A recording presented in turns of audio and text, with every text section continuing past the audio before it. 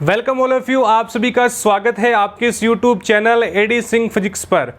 तो हमने लास्ट के लेक्चर्स के अंदर फ्रिंज चौड़ाई को कैलकुलेट किया था, फ्रिंज विड्थ को कैलकुलेट किया था। आज अपन इसकी आकृति को कैलकुलेट करना चाहते हैं। इसकी जो शेप है यानी फ्रिंजों की जो शेप है वो हमारे पास किस तरीके से मिलती है, हम उसकी कैलकुलेशन को आज करेंगे। तो सेम पैटर्न है, हमारे पास एक फिगर दिया गया है।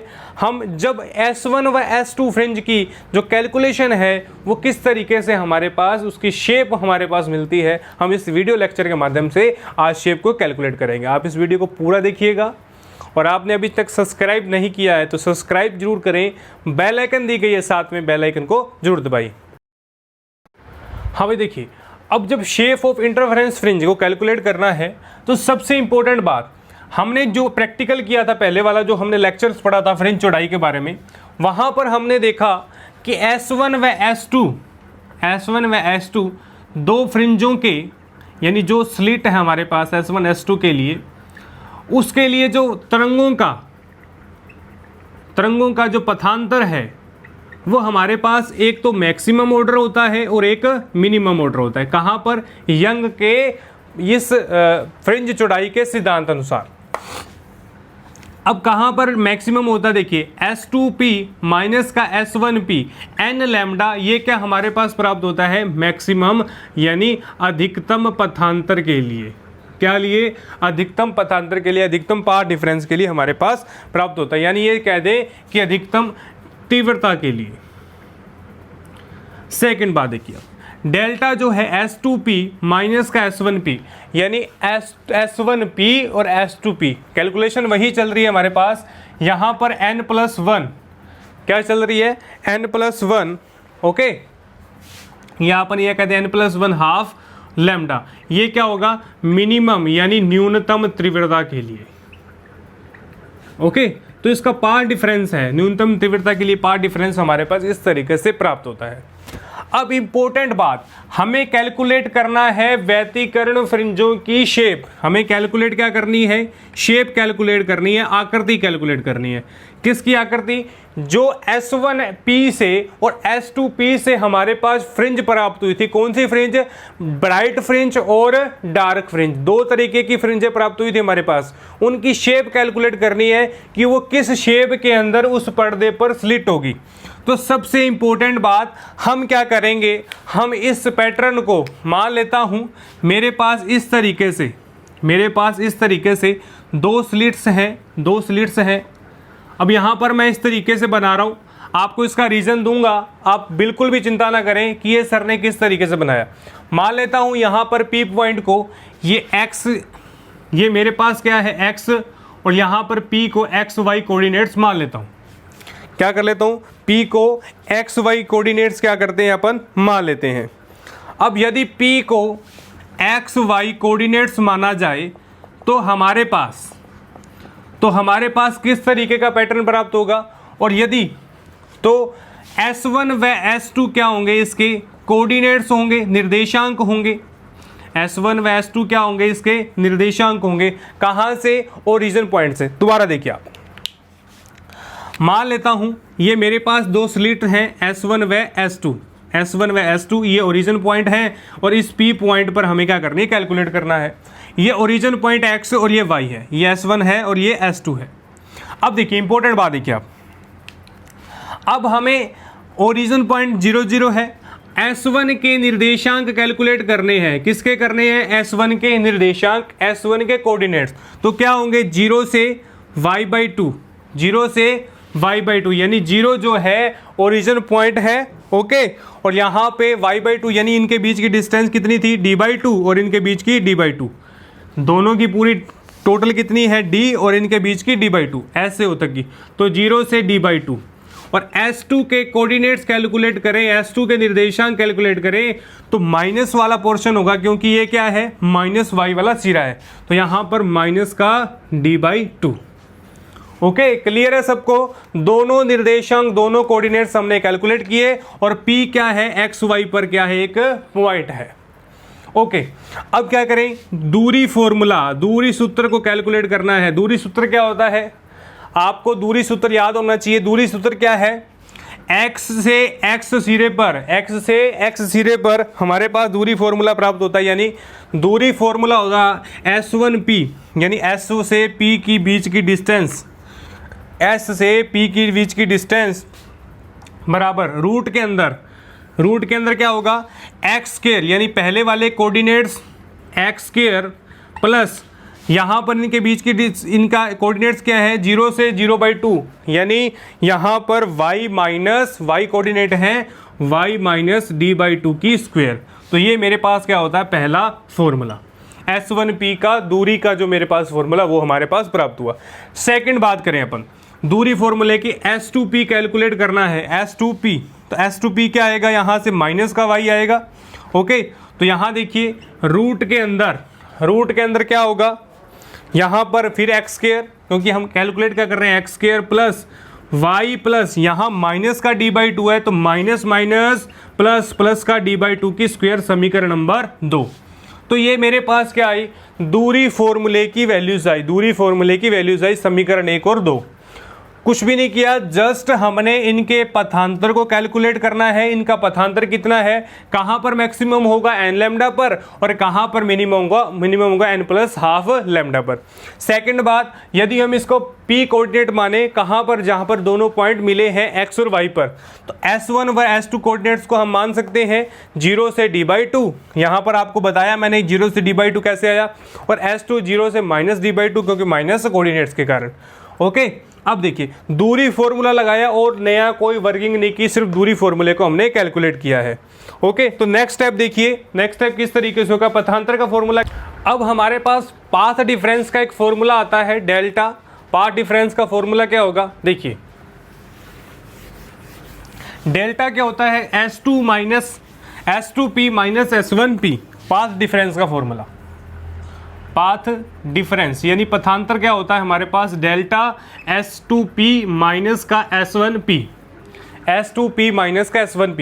अब हमारे पास डेल्टा का फॉर्मूला ये है, S2P हमारे पास वैल्यू है समीकरण 1 और 2 से।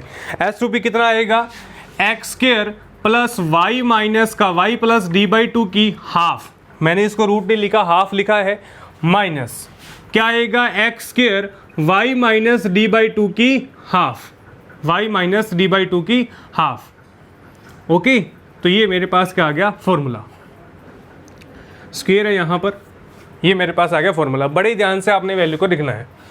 अब क्या करना है, जस्ट कुछ भी नहीं करना, आपने टेक्निक लगानी है।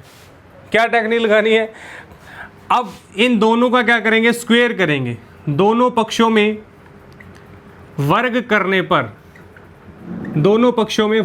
पर, अब वर्ग करने से पहले मैं क्या करता हूं, इस पार्ट्स को आगे ले आता हूं, यानी x square plus y plus d/2 की स्क्वायर जो है, इसको मैं एक साइड, और डेल्टा प्लस माइनस प्लस चल जाएगा, x square plus y minus का d/2 की स्क्वायर की हाफ। अब मेरे पास सुटेबल है, अब मैं स्क्वायर करना है, आपने स्क्वायर को मैं यहाँ लेड पेन से लिख रहा हूँ, नोट, दोनों पक्षों में वर्ग करने पर। अब वर्ग करना है, स्क्वायर करना है, बड़े ही ध्यान से करना है, टॉपिक इजी है। आप जब स्क्वायर करोगे तो स्क्वायर को गलत कर दोगे, इंपॉर्टेंट बात कह रहा हूं कि जब आप स्क्वायर करोगे तो स्क्वायर को बाखूबी गलत करोगे। देखिए, अब दोनों पक्षों में स्क्वायर का मतलब इसकी ब्रैकेट के पर भी स्क्वायर करना है, आपने क्या करना है, इसके ब्रैकेट यानी पूरे का स्क्वायर और इस पूरे का स्क्वायर। ये नहीं कि डेल्टा का अलग करें आप, ये नहीं कि सिर्फ डेल्टा का क्या करें आप अलग से स्क्वायर करें। ओके, देखिए आप क्या करेंगे, यहां से देखिए स्क्वायर करने पर, स्क्वायर करेंगे तो हाफ से हाफ वैल्यू कैंसल, तो मेरे पास क्या बचेगा, यहां पर मेरे पास बचेगा x square plus y plus d/2 की स्क्वायर। क्यों, क्योंकि स्क्वायर करते ही हाफ से हाफ पावर कैंसल। सेकंड बात, अब यहाँ पर a प्लस बी लगेगा, यानी स्क्वायर कैसे करेंगे, ये डेल्टा है मेरा प्लस एक्स स्क्वायर माइनस का d/2 की स्क्वायर, और यहाँ हाफ से हाफ कैंसल, क्या आ जाएगा, हाफ से हाफ कैंसल, यहाँ हाफ है मेरे पास। ओके, यहाँ हाफ है और यहाँ डेल्टा एज इट इज है, तो ये स्क्वायर हो जाएगा यहाँ, और यहाँ से हाफ की हाफ वैल्यू कैंसिल हो जाएगी। ओके, यहाँ हाफ से वैल्यू कैंसिल हो जाएगी, बड़े ही ध्यान से करना आपने। अब देखिए, अब इसको खोलिए, एक्स स्क्वायर वाई की स्क्वायर माइनस का 2 प्लस का 2y डी कैप माइनस 2 और यहाँ से डी स्क्वायर बाई 4, कितना आ गया D square by 4 bracket close. और यहाँ से क्या होगा मेरे पास डेल की स्क्वायर, यानी जो पथांतर है वो कितना आता है डेल, यानी डेल की स्क्वायर, ओके डेल की स्क्वायर। तो यहाँ पर ए स्क्वायर प्लस बी स्क्वायर वाला जो फॉर्मूला है वो यहाँ पर अप्लाई करना है। क्या करना है, ए स्क्वायर प्लस बी स्क्वायर वाले फॉर्मूले को। तो मैंने आपको जस्ट बताया कि आपने क्या करना है, इस ब्रैकेट को यहाँ क्लोज करना है और यहाँ पर हाफ थी और यहाँ पर कितना है स्क्वायर, ओके यहाँ पर हाफ थी और यहाँ था स्क्वायर। अब देखिए, एक तो डेल स्क्वायर बनेगा, यानी ये ए है और ये कितना है बी, ये ए है और दूसरा कितना है बी। मैं फिर कह रहा हूं कि यहां से आपने स्क्वायर करनी है, बड़े ध्यान से करनी है, पूरे का और इस पूरे का स्क्वायर होगा। तो यहां से क्या होगा मेरे पास, डेल की स्क्वायर क्या आ जाएगी, del square plus A square plus B square, B square कीजिए, बी स्क्वायर करेंगे तो इससे कैंसल, तो क्या बनेगा, ये मेरे पास बन गया बी की स्क्वायर, क्या बन गया यहां से बी की स्क्वायर, ओके बी की स्क्वायर बना, प्लस 2 डेल्टा डेल्टा 2ab, तो b कितना है x square minus y, b कितना है y माइनस डी बाई 2 की square, a square plus b क्या बनेगा b, और यहाँ पर स्क्वायर है और स्क्वायर के बाद ये कितना है हाफ है। तो यहाँ मिस्टेक नहीं करनी है बेटा जी, यहाँ से तो ये क्या बनेगा मेरा, ये सारा पार्ट b है और ये कितना है, ये मेरा a है, ओके ये a और ये b है। तो कैलकुलेशन करनी है बस, कुछ भी नहीं है।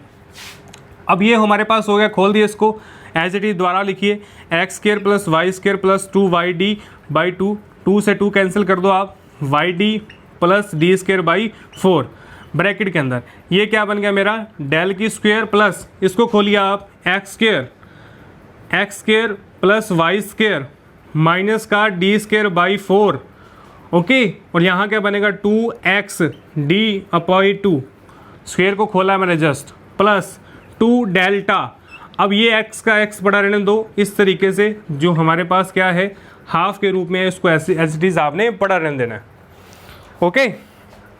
अब देखिए, अब क्या होगा, यहाँ से हमारे पास वैल्यू कौन कौन सी कैलकुलेट होगी, देखिए आप, अब हमारे पास क्या है, यहाँ देखिए ये ए स्क्वायर प्लस बी स्क्वायर था और यहाँ पर हमारे पास ये y है, ओके तो कैंसिल कीजिए, 2 से 2 कैंसिल।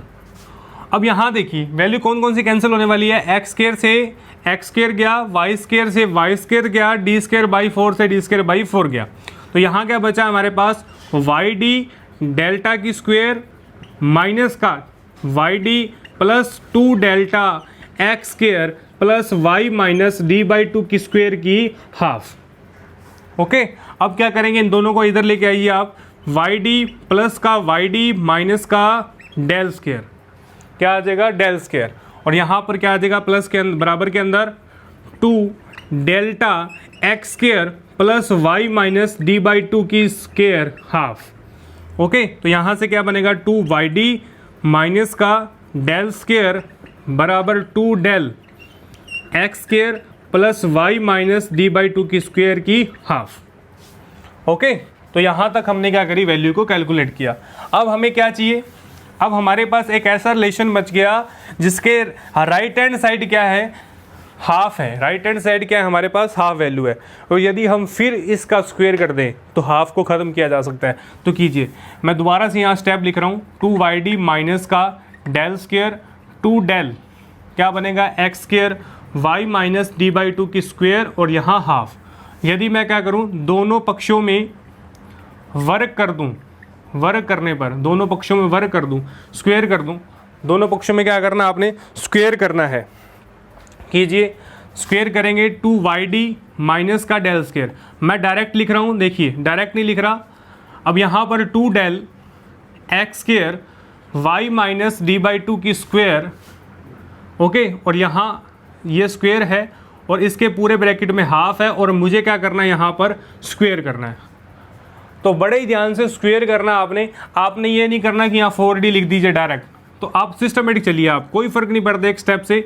अब यहाँ स्क्वायर है a माइनस बी का स्क्वायर, तो a की स्क्वायर क्या रहेगी 4y square D square, a की square minus a minus b, a square plus B square minus 2ab plus del की पावर 4, डेल डेल 4 माइनस का 2 है, क्या आएगा del square 2yd, del square 2yd। Okay, तो ये मेरे पास आ गया। बराबर के अंदर वैल्यू चल रही है। अब देखिए, अब इसका स्क्वायर होगा, इसका स्क्वायर होगा, जब इसकी बारी आएगी पूरे ब्रैकेट की तो ये क्या हो जाएगा कैंसिल। तो 4 डेल स्क्वायर, बड़े ध्यान से 4 डेल स्क्वायर क्या आएगा x square plus y minus t by 2 की स्क्वायर, और यहाँ स्क्वायर से स्क्वायर कैंसिल हो जाएगा। तो ये मेरे पास बनेगा pattern. Okay, y 4y square D square plus del की पावर 4, 2 और 2 4 del square Y D is equal to क्या बना 4 डेल स्क्वायर एज चीज पर अंदर वाला खोलो आप, x square plus Y square plus d square by 4 minus का 2yd अपॉन 2। ओके, तो 2 से 2 कैंसल। ओके, क्या बना 4y square D square plus del square minus का del square Y D is equal to 4 del square x square. अब इसका multiply कर दीजिए, X square plus 4 del square Y square, और यहाँ पर क्या आ जाएगा 4 से 4 cancel, del square D square, और यहाँ क्या बनेगा प्लस का माइनस का 4 del square Y D, minus का 4 डेल स्क्वायर वाई की मल्टीप्लाई किया, जस्ट कुछ भी नहीं किया। अब देखिए कौन सी वैल्यू कैंसिल होने वाली है, कौन सी वैल्यूज क्या होने वाली है, कैंसिल होने वाली है। आप बड़े ही ध्यान से देखिएगा कौन सी वैल्यू। तो यहाँ पर देखिए आपने क्या करना है, यहाँ पर वैल्यू कैंसिल होने वाली कैंसिल कीजिए, ये कैंसिल नहीं हो रही, देखिए y square del square D square del square Y square del square, ये कैंसिल हो रही वैल्यू, इनको कैंसिल कीजिए।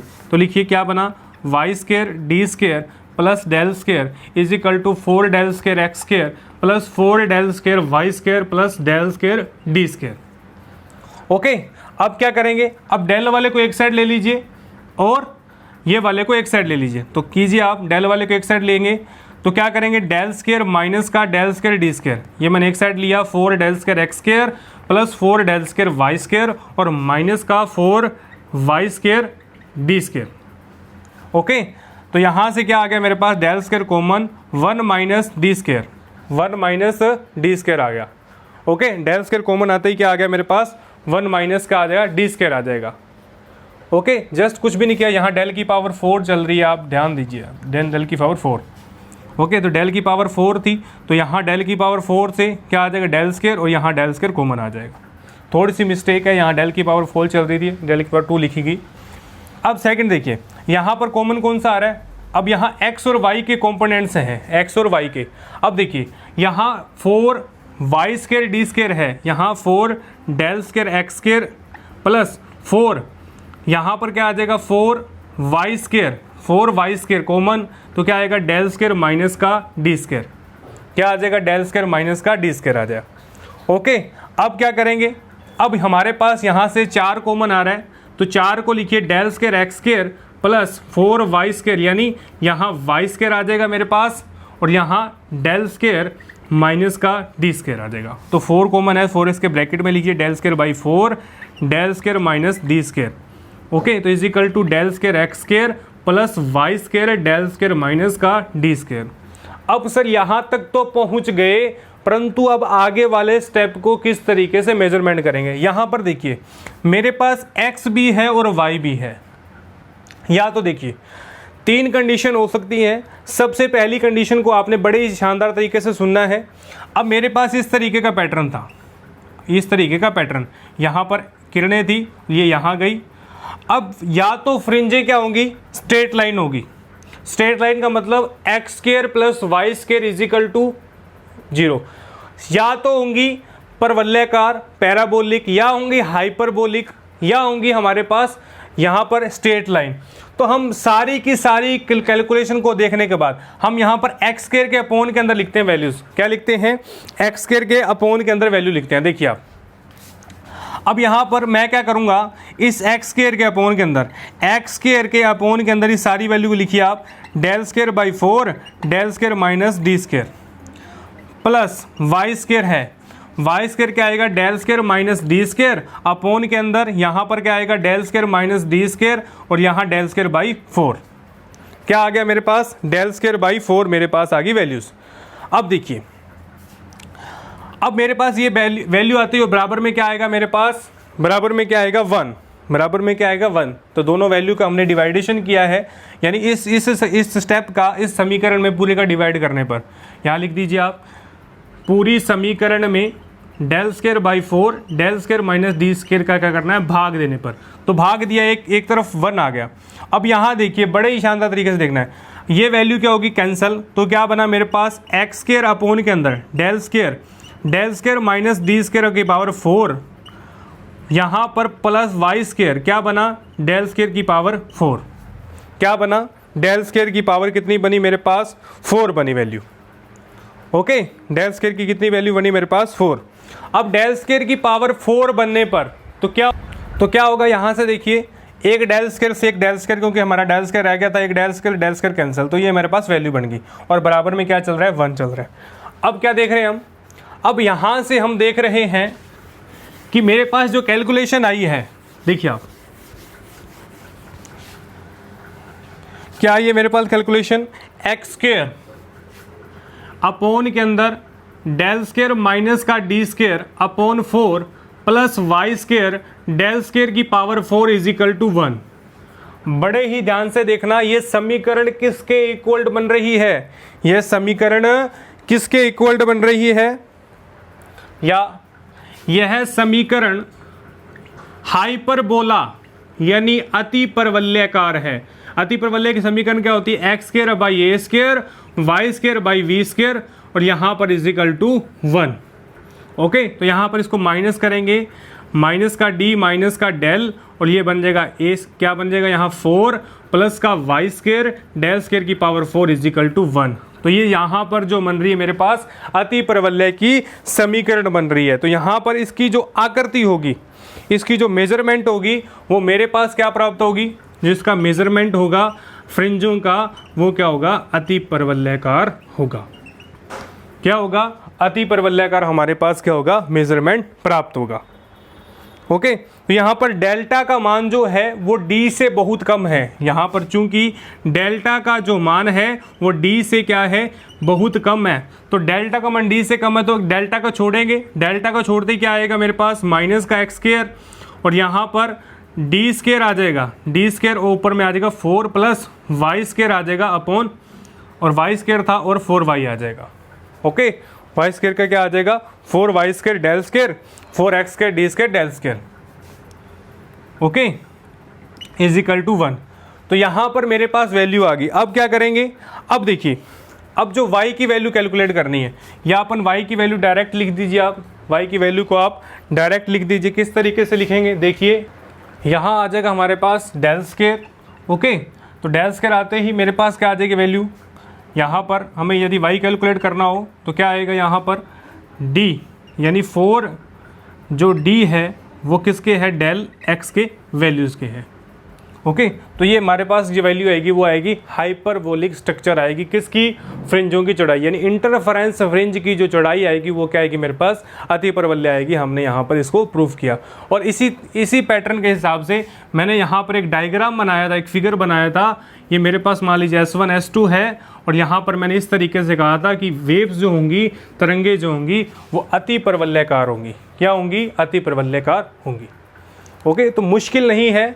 यहाँ पर 2 स्टेप आपको बड़े ही ध्यान से चलने हैं, दोनों स्क्वायर वाले। आपने इनके बीच में जब भी स्क्वायर करना है तो पूरा स्क्वायर करना है, शॉर्टकट स्क्वायर नहीं करना है। जब शॉर्टकट स्क्वायर करेंगे तो आप एक टर्म को खो देंगे जो कि डेल्टा स्क्वायर वाली है। 2 डेल्टा यानी 2ab वाला स्टेप नहीं आएगा और 2ab वाला स्टेप ना ही आएगा तो आपका जो डेरिवेशन है वो गलत हो जाएगा। ओके, तो यहाँ भी वही पैटर्न है। यदि मैं डायरेक्ट कर दूँ, डायरेक्ट आप इसका करोगे, परंतु ये 2ab वाला जो स्टेप है, जो ये बीच वाला स्टेप है, आप इसको छोड़ जाओगे तो इससे आपका डेरिवेशन बड़ा ही गलत हो जाएगा। तो इम्पोर्टेंट बात आपको बता के जा रहा हूँ कि इस डेरिवेशन को करना बेहद आसान है। डायरेक्ट पूछा जाता है एग्जाम के अंदर, कैलकुलेट द इंटरफेरेंस शेप, यानी फ्रिंजों की आकृति को बताइए और नामांकित चित्र भी बनाइए, नामांकित फिगर भी बनाइए। तो फिगर बना देना आपने, एक फिगर बनाना, हाइपरबोलिक को दर्शा देना आपने। बड़ा ही सिंपल है, सिर्फ कैलकुलेशन है, कैलकुलेशन को बड़े सिस्टम तरीके से आपने कंप्लीट करना है। तो आज के लेक्चर में सिर्फ इतना ही। नेक्स्ट लेक्चर में नए टॉपिक के बारे में चर्चा के लिए आप हमारे इस यूट्यूब चैनल को सब्सक्राइब जरूर कीजिएगा। आपने इस पूरी वीडियो को लगातार देखा है तो सब्सक्राइब जरूर करें। बेल आइकन दी गई है, बेल आइकन को जरूर प्रेस कीजिएगा और हमारे टेलीग्राम चैनल को जरूर ज्वाइन कीजिएगा ताकि आपको डेली अपडेट्स मिल सके, डेली आपको नोट्स मिल सके और डेली आपकी क्लासेस का शेड्यूल आपको पहुंच पाए। तो आज के लेक्चर में सिर्फ इतना ही। नेक्स्ट लेक्चर में नए टॉपिक के बारे में चर्चा करेंगे। तब तक के लिए आप घर रहिएगा, सुरक्षित रहिएगा और घर से निकलते समय मास्क का प्रयोग अवश्य कीजिएगा। Thank you all of you.